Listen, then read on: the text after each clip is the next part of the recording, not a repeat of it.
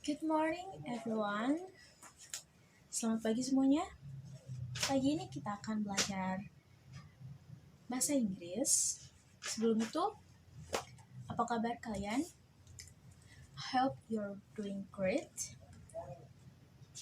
Let's start this class by fill the attendance list. I will call you one by one and you can say present, or maybe if your friend is sick or get a permission, you can say she is or he is sick, or his or his got a permission. Oke, jadi akan miss absen dulu. Oke, Tini present, good. Nina, okay, present, good. Adam, he is sick, okay. Dina, present. Dono, present, okay, good. Okay, the attendance is finished. Let's continue to the material. Okay, so we are going to learn something fun. I don't know if it's fun or not, but we are usually know about this material. Kita terbiasa dengan materi ini, but I want to tell you, I will guide you to watch a video and you are going to know what we are going to learn today's. So let's go. Let's watch a video.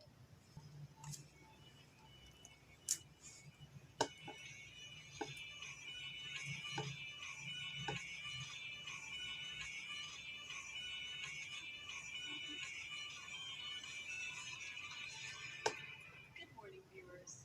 I'm Kalita Yuranastion from 41 Morning News. Okay, you guys have watched the video, right? So tell me, what's the video about?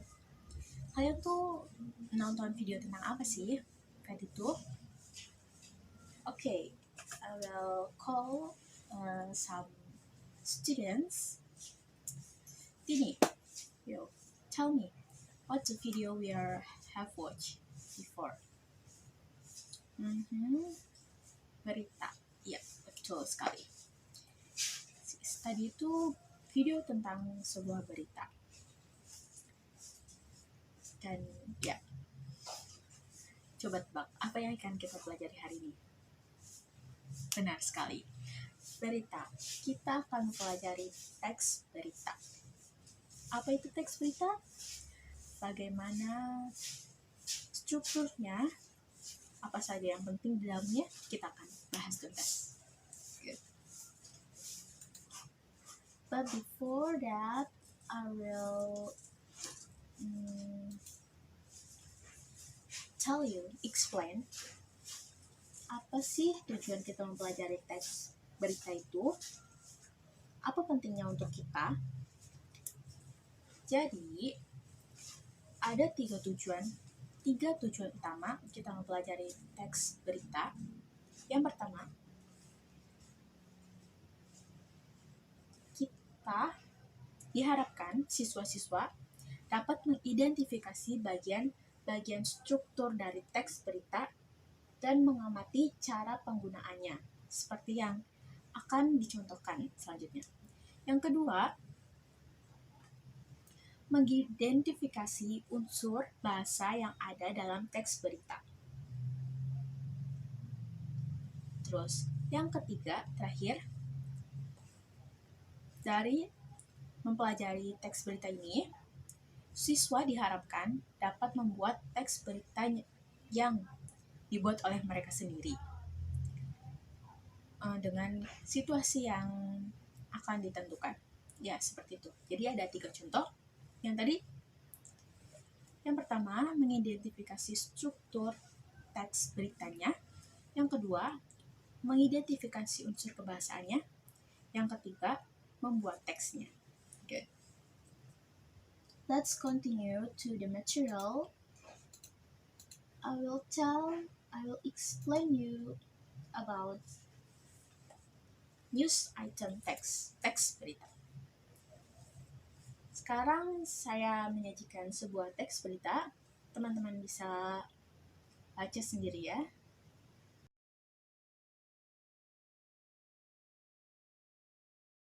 Oke, setelah kalian identifikasi, kalian tahu nggak struktur dari teks berita itu? Nggak tahu ya. Ya, karena kita belum belajar. Well, let's continue to the next material. I want to tell you guys about the structure of the news item text, the language features, and well, maybe I will give you some tips to make a news item text. Okay, let's go to the definition and structure of news item text.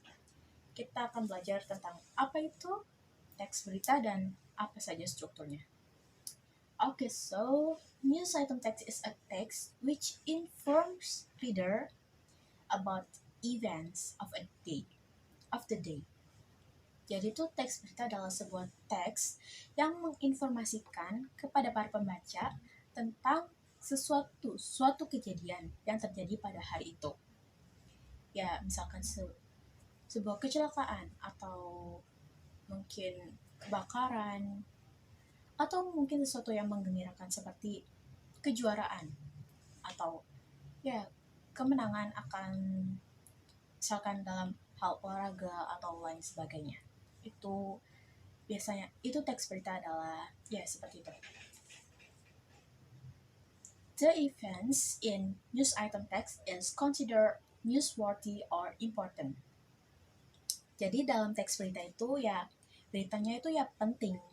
Gak mungkin kan berita yang gak penting terus diberitakan dalam sebuah berita. Misalkan dalam TV terus beritanya itu tidak penting ya. Siapa yang mau nonton, right?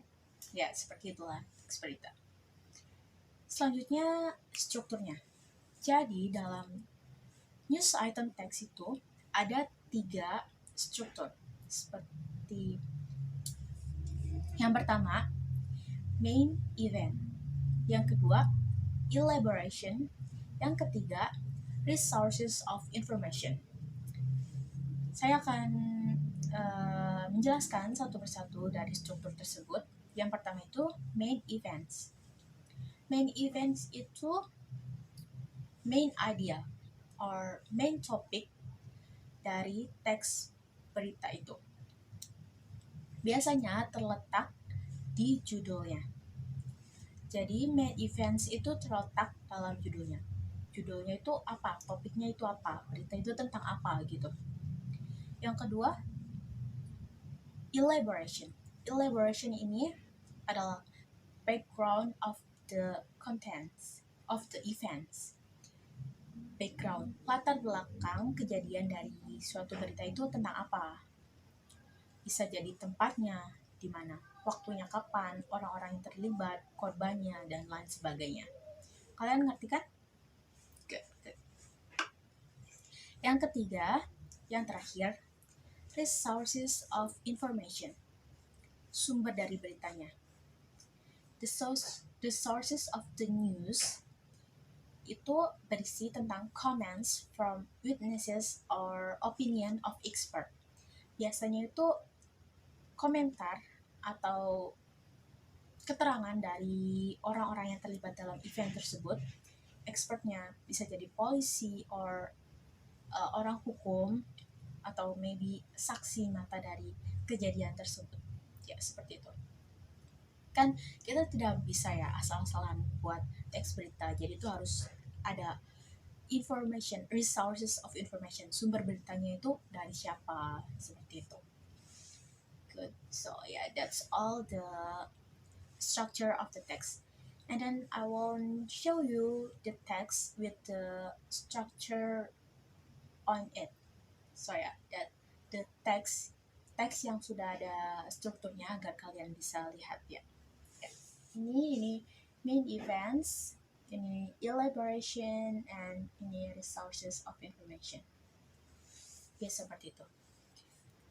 Oke, sebelum kita beralih ke penjelasan selanjutnya, ada yang ingin ditanyakan? Oke. Tini, kamu ingin bertanya? Silakan, bertanya apa? Struktur, elaboration. Ya, seperti yang tadi saya bilang, elaboration itu tentang background of the events. Latar belakang kejadian itu tuh karena apa? Bisa dijelaskan tempatnya, waktunya, orangnya, atau sebabnya seperti itu. Dalam teks berita itu biasanya itu ada di paragraf awal ya. Oke, you got it? Good. Oke, ada yang ingin ditanyakan lagi? Tidak ada? Oke, kalau gitu kita lanjut ke penjelasan berikutnya. Kita akan membahas tentang language features. Apa itu language features? Ada yang tahu? Ya? Nina, apa itu language features? Language features. Ya, kebahasaannya. Apa yang digunakan dalam teks itu. Good, pintar sekali. Jadi language features itu adalah unsur kebahasaan yang ada dalam suatu teks. Biasanya itu ada ciri khusus dari sebuah teks itu sendiri, dan sekarang kita akan membahas language features yang ada dalam news items teks berita. So ya, dalam teks berita ini juga ada 3 ciri khas utama dari news item text. Misalkan menjelaskannya satu persatu kepada kalian. Yang pertama itu ada using direct and indirect speech. What is direct and indirect speech? Ada yang tahu? Nggak ada ya. Okay, well, I want to explain to you guys now. Direct and indirect speech is commonly used in news item text. Biasanya ada dalam teks berita ya. We often have to give information about what people say. We use direct or quote speech and indirect or reported speech.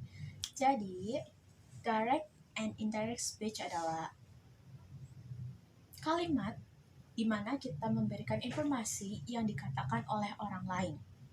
Tuh, misalkan ya, kata Papa say bla bla bla bla bla bla. Nah, itu contoh dari direct and indirect speech. Namun, ada perbedaan dari direct and indirect speech. Saya akan menjelaskan yang pertama dari direct speech. Direct speech is exactly what someone has said. Yeah, it is called direct speech. Sometimes called it as quote speech. Jadi itu direct speech adalah sebuah kalimat yang dikatakan orang lain, yang dikatakan seseorang ya. Contohnya ya, Dewi Perwitasari said, tanda titik 2 di atas, bla bla bla bla bla bla bla, tanda titik 2. Ya, biasanya menggunakan quote speech, tanda petik 2 itu di atas itu, yang kayak biasanya orang bilang gitu tuh, yaitu disebut direct speech. And then second one is indirect speech.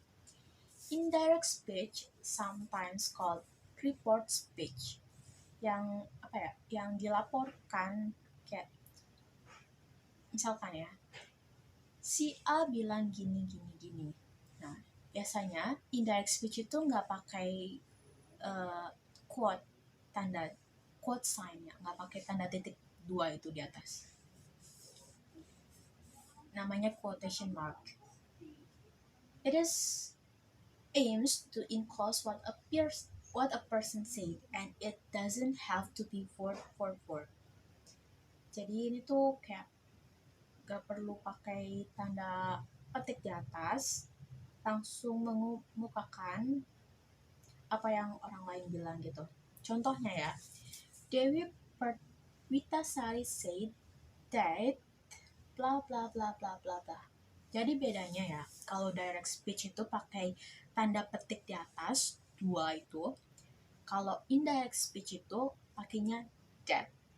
After Dewi Perwitasari said, ada kata that, lalu kalimatnya apa gitu. Kalau direct speech, Dewi Perwitasari said, petik dua kata-katanya gitu. Oke. Jelas ya, cukup jelas kan untuk direct and indirect speech? Well, I hope it's pretty clear for you guys. And the next is using tenses. There are 3 tenses that use in news item text. Jadi ada tenses ya, ada 3 tenses yang digunakan dalam teks berita ini. Yang pertama, simple past tense. Yang kedua, simple future tense. Dan yang ketiga, present perfect tense. Bisa akan menjelaskannya satu persatu. Yang pertama, simple past tense. Simple past tense adalah tenses yang menjelaskan suatu kejadian yang telah terjadi sebelumnya. The formula is subject plus verb to. Kata kerja kedua. Contohnya, she got a gift. She as a subject, got as a verb to. Jadi kita pakainya verb kedua, that is got, not get. Get is the verb one. Got it? Okay, good. Yang kedua, simple future tense. Simple future tense is a verb tense that is used to talk about things that have not happened yet. Simple future tense itu kalimat, kata yang menjelaskan sebuah kejadian yang belum terjadi. Formulanya subject plus will plus verb one. Contohnya, this year Yuki will go to Korea. Yuki is a subject and then will plus verb one is go. Yuki will go to South Korea. Okay, I hope it's pretty clear for you guys.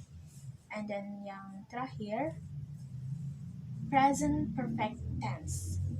Present perfect tense refers to an action or state that either occur at an indefinite time in the past. Jadi kita nggak tahu kapan kejadian itu terjadi, tidak jelas gitu.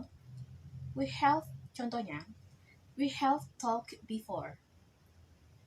Jadi kalimat itu kan nggak jelas kapan terjadinya. Yesterday kah, or 2 days ago, or maybe 1 hour ago. And then yang kedua itu began in the past and continue to the present time. Sesuatu yang terjadi di masa lampau tapi masih terjadi pada saat sekarang ini. Contohnya, he has grown impatient over the last hour. Dia gak sabar sampai saat ini gitu. Itu kan kayak kejadian yang sebelumnya terjadi tapi sampai sekarang dia tuh masih gak sabar gitu. Yeah. Okay. And then the last language features that use in the news item text is passive voice. What is passive voice? Passive voice is used when the focus on the action is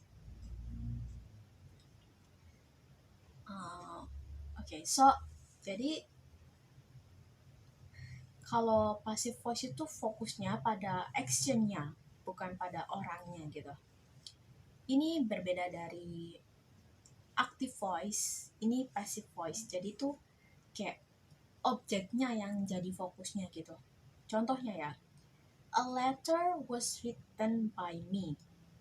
Jadi kan biasanya kan I am write a letter. Biasanya kan objeknya kan yang terakhir.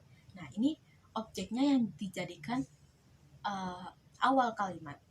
A letter was written by me. Malah yang biasanya jadi subjek jadi objek seperti itu. Passive voice ini bentuknya macam-macam ya, beragam. You can read it alone in your textbook, on your buku paket, and if you have any question, you can ask me. Okay? Sesi selanjutnya kalian bisa membaca dari buku paket kalian masing-masing ya, agar lebih jelas penjelasannya. Okay, I give you 10 minutes to read your own textbook. Kita selanjutnya akan melakukan kegiatan selanjutnya, yaitu latihan. I'm sorry guys, but you have to. Untuk nilai kalian di sini. Jadi kalian kan sudah membaca bukunya dan saya juga udah menjelaskan beberapa hal penting tentang berita, teks berita. Selanjutnya kita akan latihan. Latihannya ada di buku paket kalian sendiri. Yang pertama, mengidentifikasi struktur teks. Itu latihan yang pertama. Latihan yang kedua, menjawab latihan tentang language features-nya, unsur kebahasaannya. Kita akan berlatih language features-nya, yaitu kalimat direct and indirect speech, and then yang kedua tentang passive voice. So I give you guys 15 minutes to do your test, to do your exercise, silakan dikerjakan selama 15 menit. Okay, time is up again guys. Kita akan beralih ke kegiatan selanjutnya. Udah ya, nanti bukunya akan dikumpulkan ke Miss, nanti Miss akan nilai. Kegiatan selanjutnya akan membuat teks berita. Yay. Ya, jadi kan sesuai dengan tujuan pembelajaran hari ini, yaitu mengidentifikasi struktur teks berita dan mengidentifikasi unsur kebahasaannya juga. You guys have do the exercise, and then sekarang kita akan membuat teksnya ya, membuat teks berita. Kalian akan diberikan waktu selama 15 menit untuk membuat teks berita kalian sendiri. You guys can search the information on the internet. You guys can use your mobile phone and then search the information you want to give, you want to write in your news item text.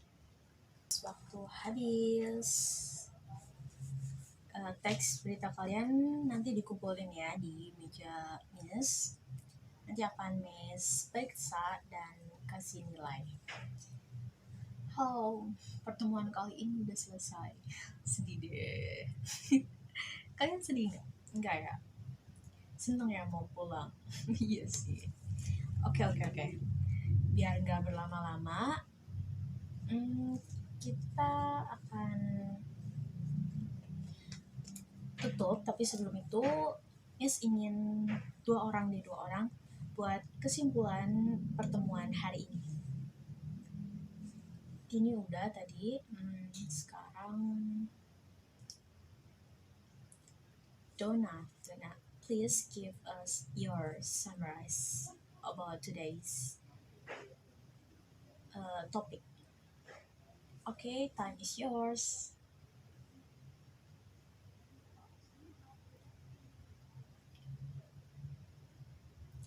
Good.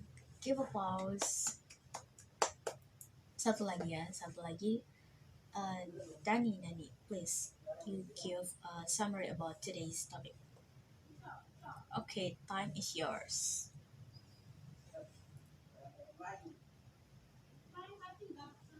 Okay. Give applause. Kalian kalian bisa menangkap materi hari ini itu keren sekali. I appreciate you guys. Thank you. Um, Before that, maybe it is there someone have a question or still don't understand about some material, you can ask me. Yang ingin ditanyakan, yang belum ngerti, silakan tanya. Oh, nggak ada. Kalian semua ngerti? Good, that's good. Thank you so much.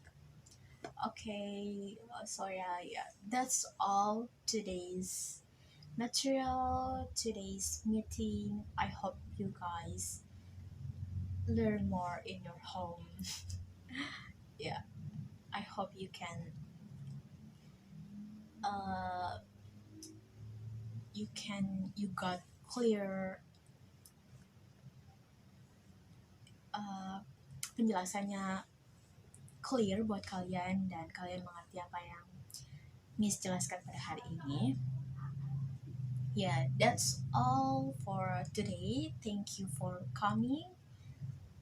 Wabillahi taufiq wal hidayah. Wassalamualaikum warahmatullahi wabarakatuh.